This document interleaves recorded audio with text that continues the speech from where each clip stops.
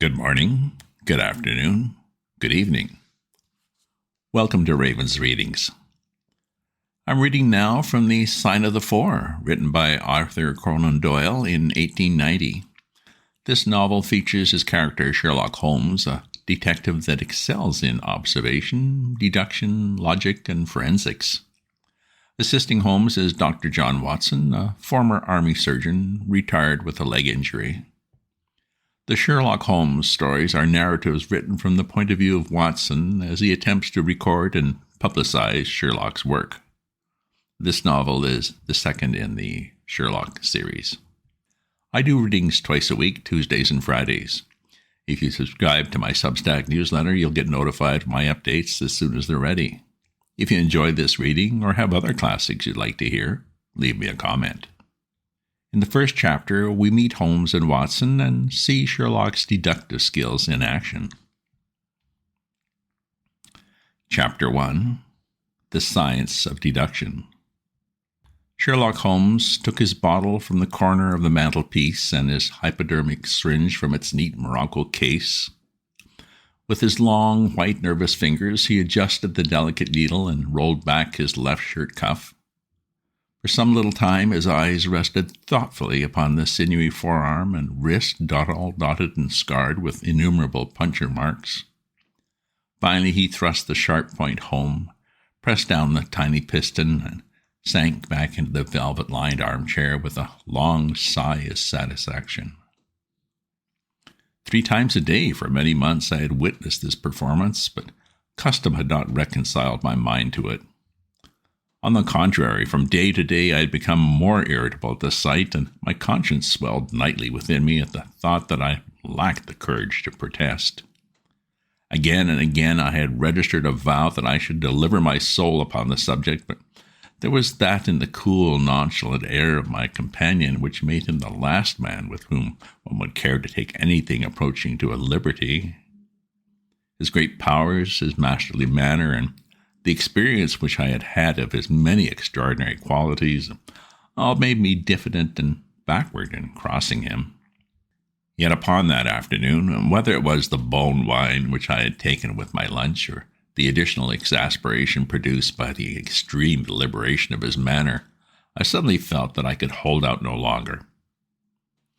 "Which is it today?" I asked. "Morphine or cocaine?" He raised his eyes languidly from the old black-letter volume which he had opened. "It is cocaine," he said. "A 7% solution. Would you care to try it?" "No, indeed," I answered brusquely. "My constitution has not got over the Afghan campaign yet. I cannot afford to throw any extra strain upon it." He smiled at my vehemence.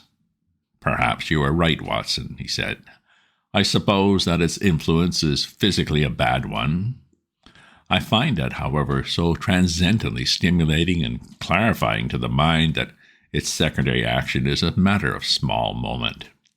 "Oh, but consider," I said earnestly, "consider the cost. Your brain may, as you say, be roused and excited, but it is a pathological and morbid process which involves increased tissue change and may at last leave a permanent weakness. You know, too, what a black reaction comes upon you. Surely the game is hardly worth the candle. Why should you, for a mere passing pleasure, risk the loss of those great powers with which you have been endowed? Remember that I speak not only as one comrade to another, but as a medical man to one for whose constitution he is to some extent answerable." He did not seem offended. On the contrary, he put his fingertips together and leaned his elbows on the arms of his chair like one who has a relish for conversation.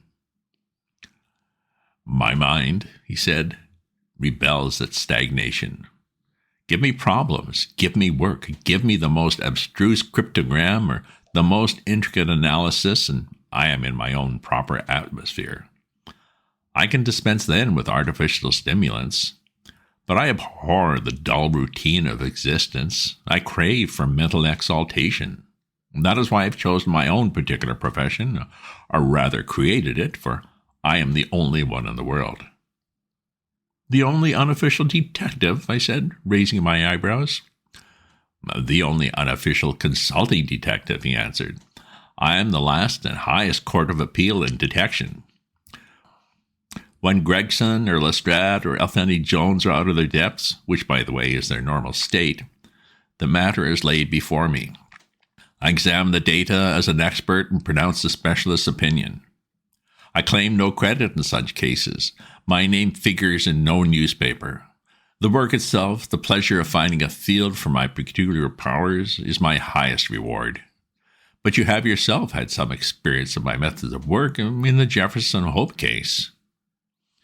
Yes, indeed, I said cordially. I was never so struck by anything in my life.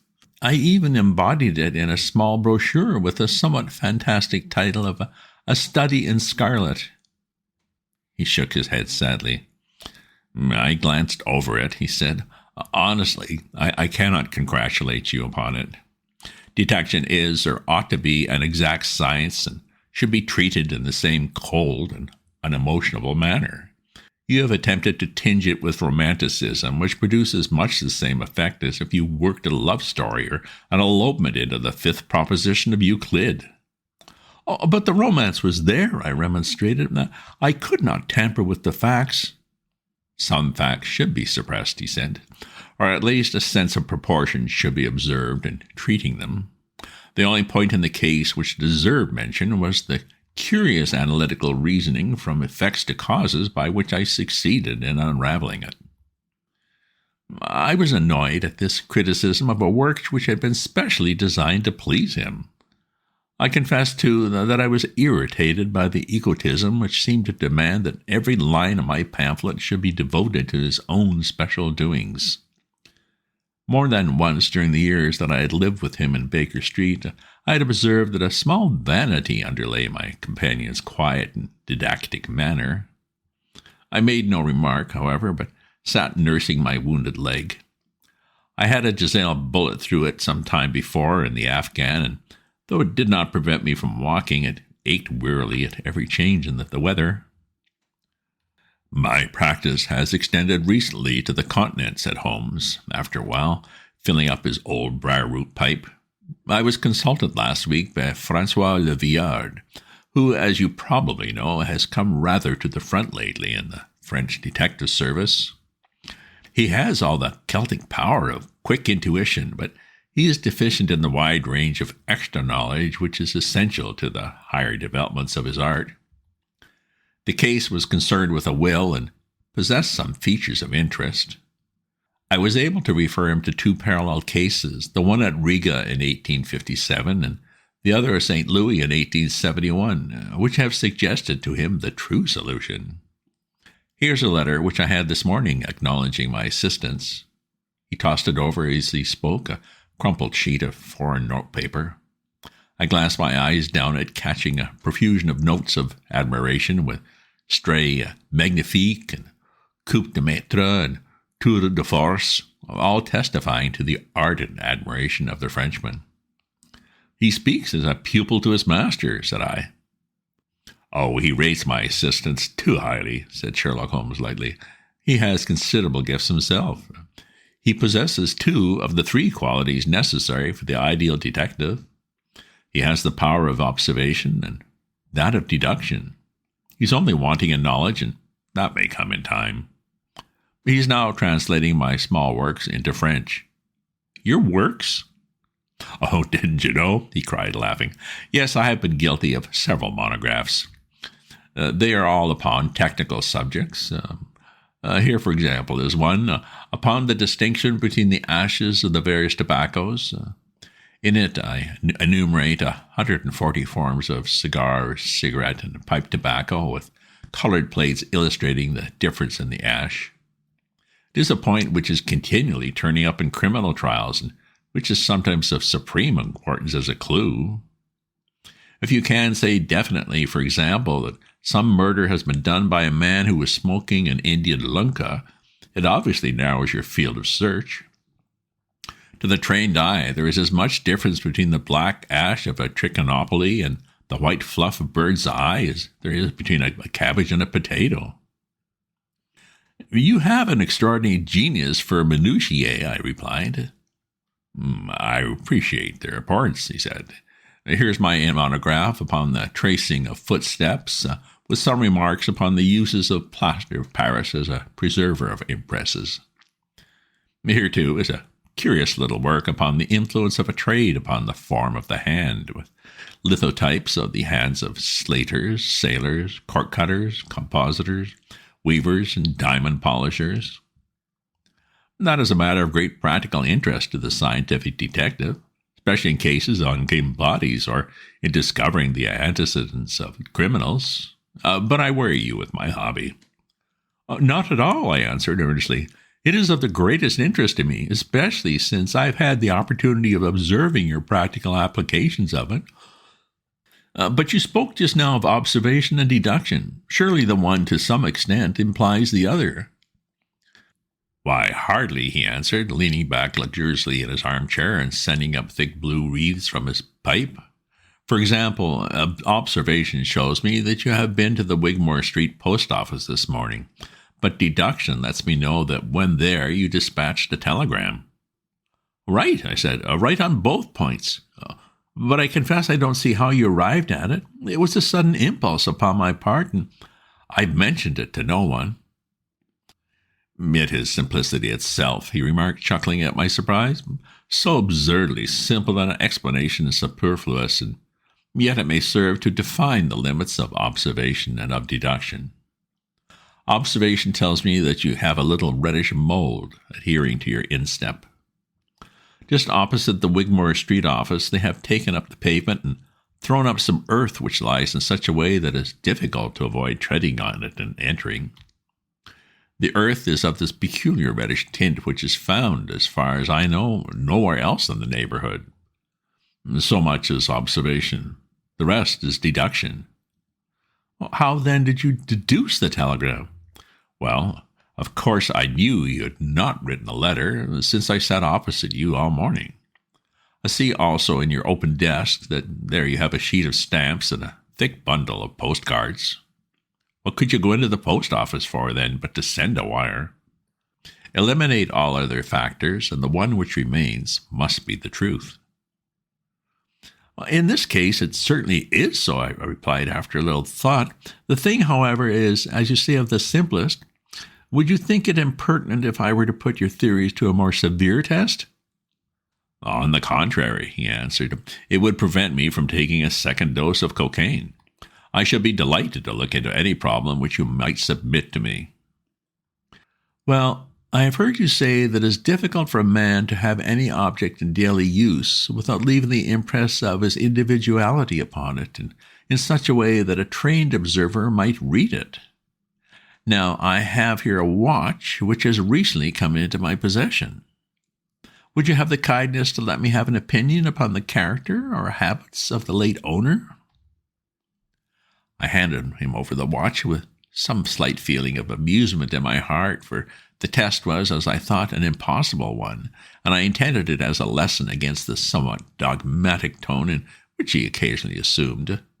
He balanced the watch in his hand, gazed hard at the dial, opened the back, and examined the works, first with his naked eyes, and then with a powerful convex lens. I could hardly keep from smiling at his crestfallen face when he finally snapped the case to and handed it back. There are hardly any data, he remarked. The watch has been recently cleaned, which robs me of my most suggestive facts.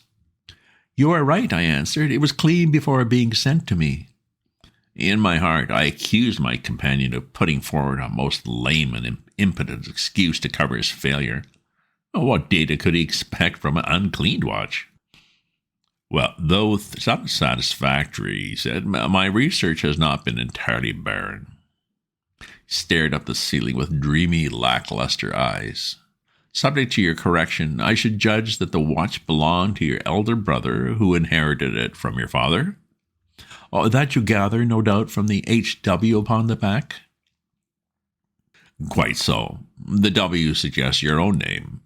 The date of the watch is nearly 50 years back, and initials are as old as the watch, so it was made for the last generation. Jewelry usually descends to the eldest son, and he is most likely to have had the same name as the father. Your father has, if I remember right, been dead for many years. It has therefore been in the hands of your eldest brother. Right, so far, I said. Anything else? Well, he was a man of untidy habits, very untidy and careless. He was left with good prospects, but he threw away his chances, lived for some time in poverty with occasional short intervals of prosperity, and finally, taking to drink, he died. That's all I can gather. I sprang from my chair and limped impatiently about the room with considerable bitterness in my heart. This is unworthy of you, Holmes, I said.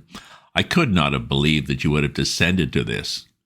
You have obviously made inquiries into the history of my unhappy brother, and you now pretend to deduce this knowledge in some fanciful way. You cannot expect me to believe that you read all this from his old watch. It is unkind, and to speak plainly, has a touch of charlatanism in it. My dear doctor, said he kindly, pray accept my apologies. Viewing the matter as an abstract problem, I had forgotten how personal and painful a thing it might be to you. I assure you, however, that I never even knew that you had a brother until you handed me the watch. Well, then how in the name of all that is wonderful did you get these facts? They're absolutely correct in every particular. Ah, well, that is good luck. I could only say what was the balance of probability. I did not at all expect to be so accurate. But it was not mere guesswork? No, I never guess. It's a shocking habit, destructive to the logical faculty. What seems strange to you is only so because you do not follow my train of thought or observe the small facts upon which large inferences may depend. For example, I began by stating that your brother was careless.